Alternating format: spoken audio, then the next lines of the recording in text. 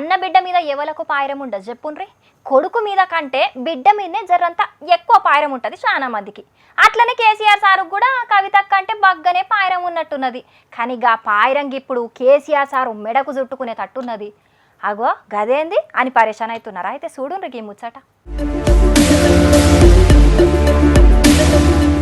గప్పట్ల farm house ల కారుపాటి ఎమ్మెల్యేల కొనుగోలు కథ మస్తు రచ్చరచ్చయింది. యాదున్నదా? గాళ్ళను కొననీకి పువ్వు పార్టీ చూస్తున్నదని ఫోన్ ట్యాపింగ్ తోటే తెలుసుకున్నాడట కేసీఆర్ సారు. గప్పట్ల మనుషులు మంచిగా కనబడేతందుకు మంచి మంచి కెమెరాలు, మాటలు మంచిగా రికార్డు గానీకి పనిగల్ల మిషన్లను కొని ఒక్క రోజు ముందే ఫామ్ హౌస్ లో పెట్టించిండట. ఇక గా కేసులో పువ్వు పార్టీ బిఎల్ సంతోష్ సార్ ను అరెస్ట్ చేపించి పువ్వు పార్టీలను బ్లాక్ మెయిల్ చేద్దాం అనుకున్నాడట.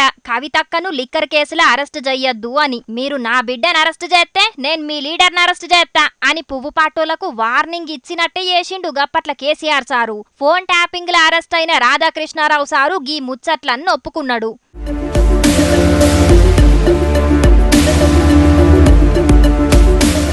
గా ఫామ్ హౌస్ కేసే కాదు, తెలంగాణలో చాలా మంది ఫోన్లను ట్యాపింగ్ చేపించిండట కేసీఆర్ సారు. పువ్వు పార్టీల బండి సంజయ్ అన్న, ధర్మపురి అరవింద్ అన్న, ఈటల సారు ఫోన్లను ట్యాపింగ్ చేసిండ్రట. గప్పట్ల పీసీసీ పెబ్బేగున్న రేవంత్ అన్న ఫోన్ తోటి పాటు వాళ్ళింటోళ్ళ ఫోన్లు కూడా రికార్డ్ చేపించిండట.